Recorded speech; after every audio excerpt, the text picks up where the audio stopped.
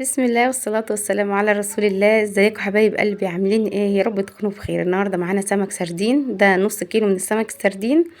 هو كبير شوية مش صغير يعني.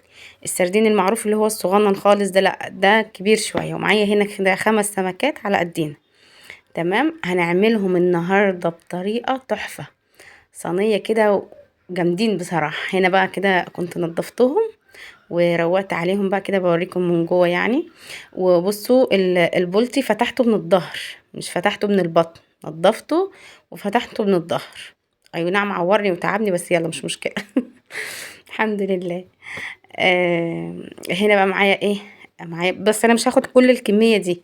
يعني انا هاخد ممكن ايه 4 طماطميات، 2 فلفل، واحدة بصلة، ليموناية، نص كمية التوم. هنا معايا كركم وفلفل اسود وشوية نعناع وملح وكمون وسنة جنزبيل وسنة قرفة وشوية زيت.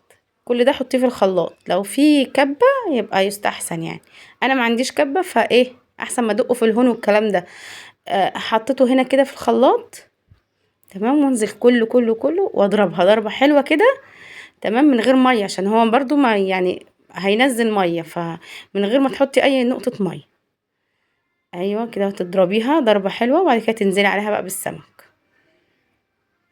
على فكرة هو التصوير هي لونها حمرا شوية، بس انا مش عارفة هو التصوير عاملها كده ليه.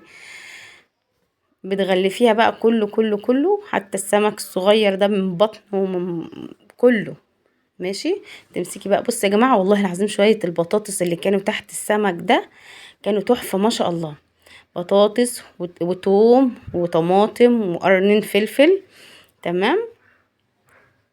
تنزلي بقى عليهم بشوية ايه، آه اللهم ذكرني. الخلطة دي بس. وترصي بقى السمك بتاعك كده. يا جماعة انا بتكلم بتلقائية وبضحك وبهزر معاكم، ويعني مش عاملة بقى ان انا بقى بسجل صوت والكلام ده، لا انا بتكلم بتلقائية معاكم والله. شوفوا لي بقى الجمال ده، اللهم بارك. اللهم بارك. جربوا الطريقة دي يا جماعة ان شاء الله بإذن الله تعجبكم. طريقة تحفة تحفة تحفة.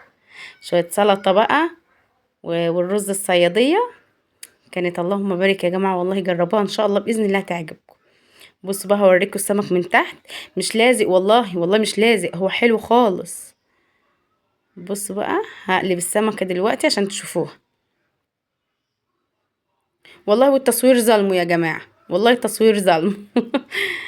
بصوا من تحت، اللهم بارك. البطاطس كانت رهيبة. السلام عليكم ورحمة الله.